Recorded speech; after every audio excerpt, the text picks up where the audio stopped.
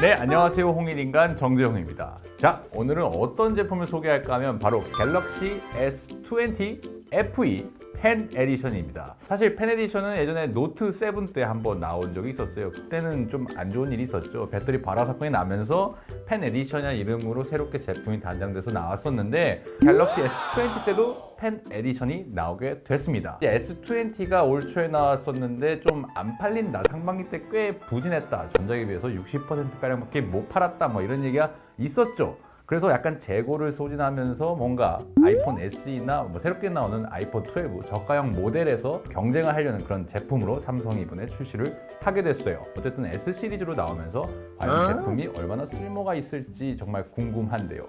지금부터 바로 얼마나 좋은지 구체적으로 한번 살펴보도록 하겠습니다. 바로 시작하시죠.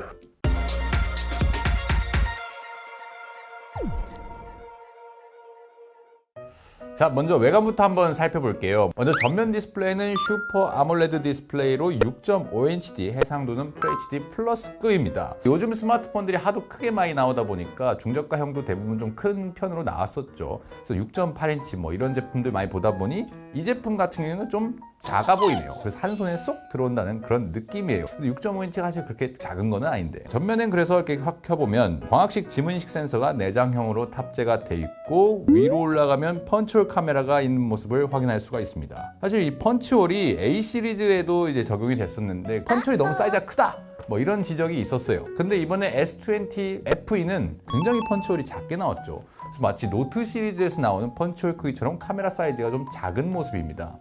그래서 한번 제가 노트가 없어가지고 폴드2와 비교해보면 폴드2가 카메라 사이즈가 훨씬 크다는 걸 확인할 수가 있죠. 그래서 뭔가 89만원대 스마트폰 치고 굉장히 플래그십처럼 나왔다. 이런 느낌이 딱 첫인상에서는 듭니다. 대신에 약간 베젤 라인이 최근 나온 스마트폰 치고는 약간 두껍게 형성이 돼 있어요. S20가 굉장히 얇게 나왔었잖아요. 그런 거가 좀 비교가 되고요. 그 다음에 또 이제 디자인이 플랫형입니다. S20의 이름을 달고 나왔지만 마치 노트 시리즈 같아요. 그래서 전반적인 외형이 베젤 라인 두꺼운 거 빼고는 노트 20 일반 모델과 흡사하다는 느낌을 많이 받았습니다. 디스플레이도 엣지가 아니라 플랫이고 그리고 이렇게 둥글게 디자인된 게 아니라 사각형으로 디자인이 돼 있죠. 그래서 마치 여기다가 펜만 탑재되어 있으면 노트 20 같은 그런 느낌도 들어요.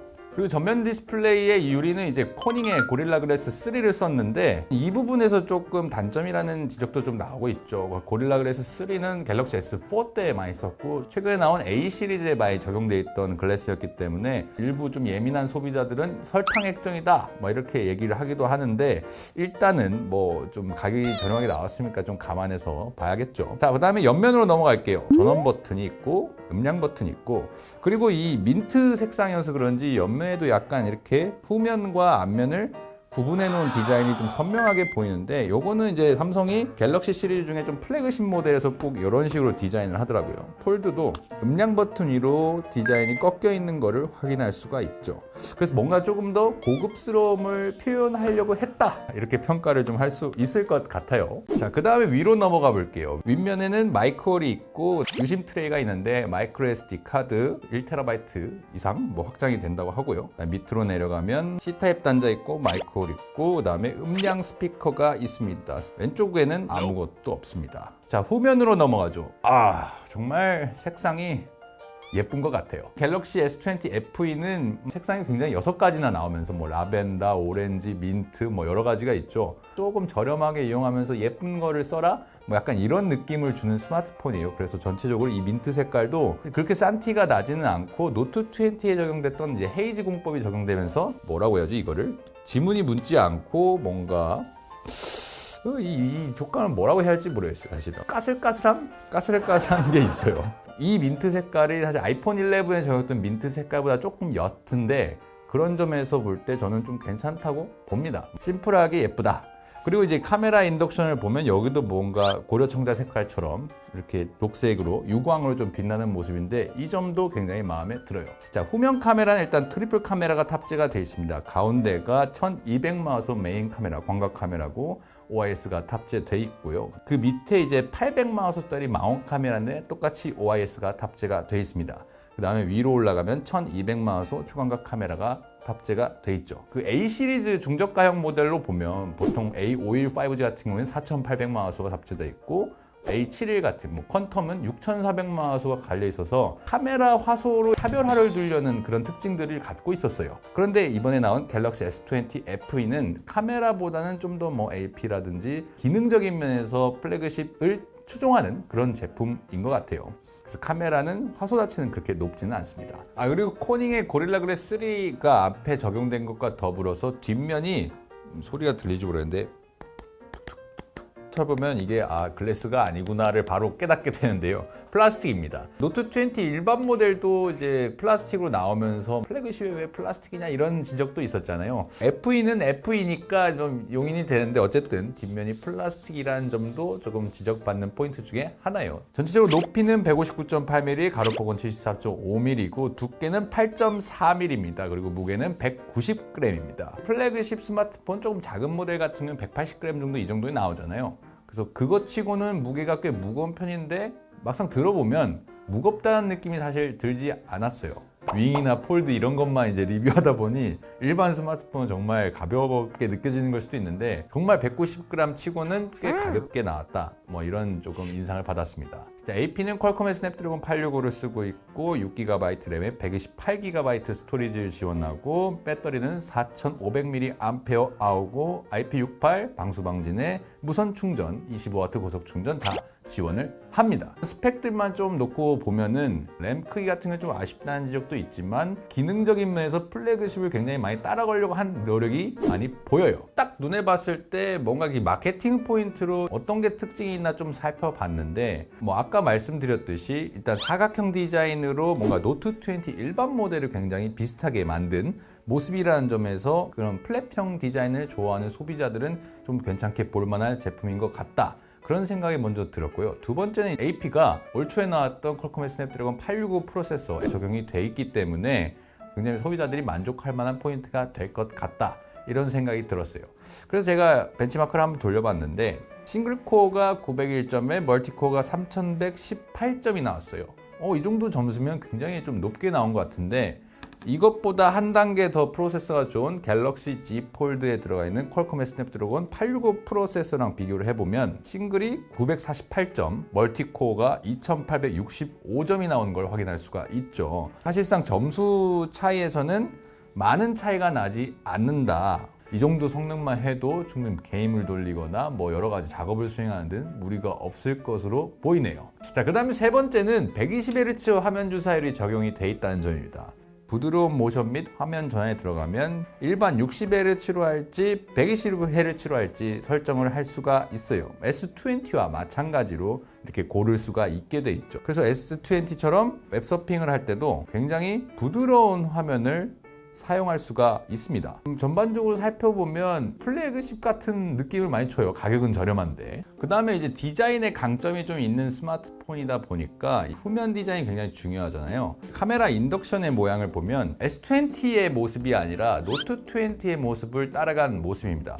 폴드2도 뒷면 디자인은 굉장히 노트 20랑 똑같이 생겼거든요. 그래서 인덕션을 보면 인덕션 크기는 폴드2가 당연히 큰데 카메라 구경이 깎여 있는 모습 이런 것들이 굉장히 흡사하다는 느낌을 받죠. 펜만 안 넣었을 뿐이지 약간 노트 20 펜 에디션 같은 그런 느낌을 주고 있어요. 그래서 이런 부분이 굉장히 좀 업그레이드 됐다는 느낌을 받게 돼요. S20가 왜 다시 나오지? 다시 사라는 건가? 이런 느낌이 아니라 정말 신제품을 사는 듯한 그런 느낌을 좀 주게 되죠.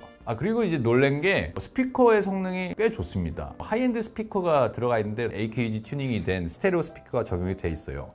그래서 한번 스피커를 지금 바로 들어보겠습니다. 나온 지 이제 1년 반이 넘었지만 갤럭시 S10 플러스와 그 다음에 이번에 새로 나온 갤럭시 S20 펜 에디션 그 다음에 갤럭시 Z 폴드 2를 한번 비교를 해보겠습니다.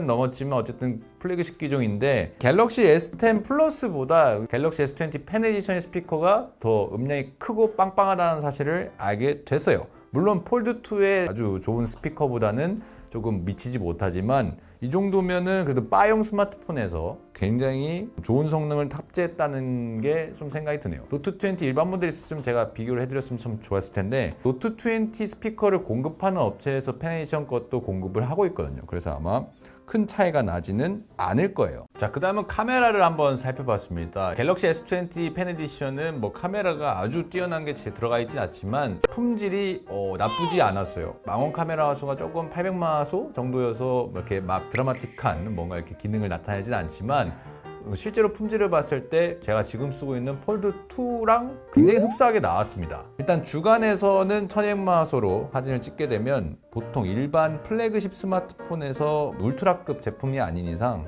이 정도 품질 정도는 나온다. 확대를 해도 깨지거나 하지 않습니다. 초광각 카메라도 둘 다 똑같이 초광각 카메라는 1200만 화소짜리고 품질도 거의 흡사하게 나왔습니다. 둘 다 각도 123도를 지원해서 보통의 갤럭시 플래그십 기종만큼의 화질을 담보할 수 있다.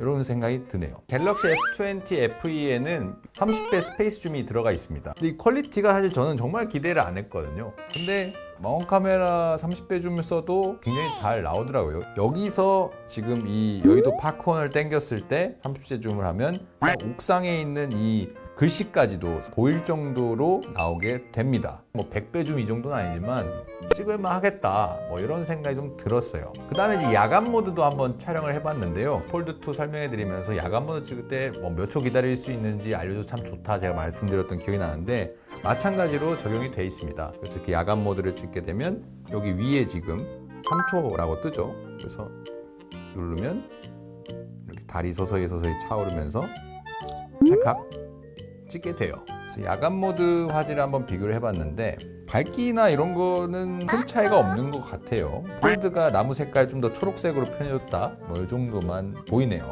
야간 모드에도 역시 마찬가지로 초광각 모드가 지원이 되기 때문에 초광각으로 야간 모드를 찍을 수가 있습니다. 물론 야간 모드에서는 확대를 하면 초광각에서는 화질 많이 까집니다. 하지만 전체적으로 봤을 때는 이 정도면 쓸만하다. 엄청 좋은 사진을 원하는 게 아니면 이 정도면 굉장히 쓸만하다 이런 생각이 들었어요. 근데 제가 이제 갤럭시 S10 플러스도 한번 찍어봤는데 재밌는 건 갤럭시 S10 플러스가 폴드2나 FE보다 훨씬 좋더라고요. S10 플러스가 굉장히 의외로 야간 모드에서 성능이 좋더라고요. 굉장히 밝게 나오죠.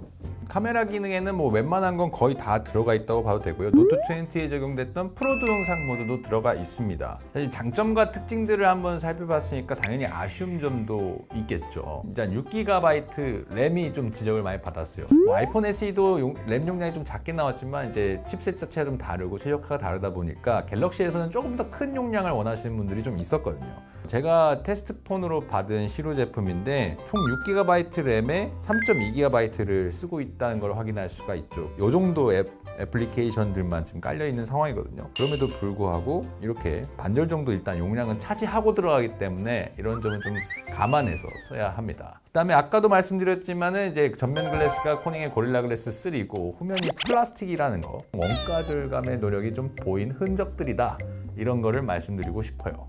그 다음에 이제 이 부분 사실 저는 가장 마음에 좀 안 들었어요. 진동 센서가 굉장히 저가형 느낌이 많이 납니다. 진동의 세기도 그렇게 세지가 않고 플래그십 모델로 갈수록 약간 그 쫀득쫀득한 햅틱의 맛이 있는데 그런 점은 좀 부족해요. 그래서 폴드2를 만져보면 뭔가 이렇게 뒤로 가기를 누르거나 홈 버튼을 눌렀을 때 쫙쫙 달라붙는 게 좀 있거든요. 근데 이 친구는 그냥 약간 예전에 뭐 샤오미 폰 같은, 그래서 제가 샤오미 폰을 들고 와봤어요. 좀 얼마나 다를까?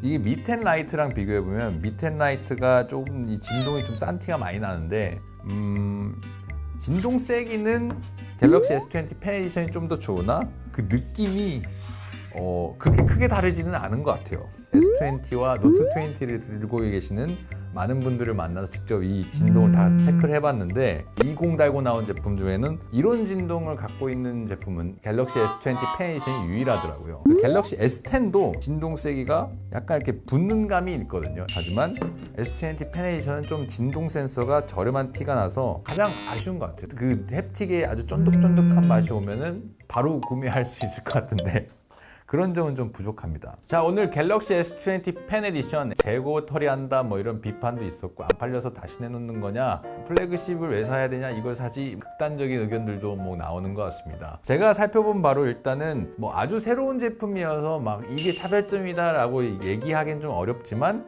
그래도 저렴한 가격에 플래그십 느낌이 나는 제품으로 나왔다는 점에서, 그리고 색상으로 뭔가 민트, 오렌지, 레드, 라벤더 뭐 이런 식으로 조금 차별화를 두려고 했다는 점에서 괜찮은 제품으로 좀 인식이 됩니다.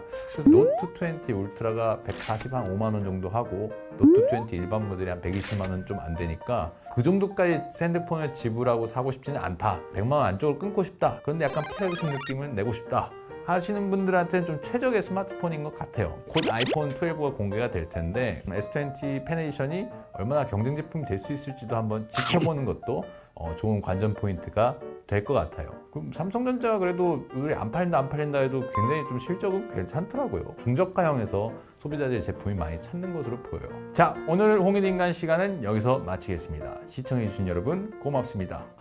안녕. 안녕히 계세요.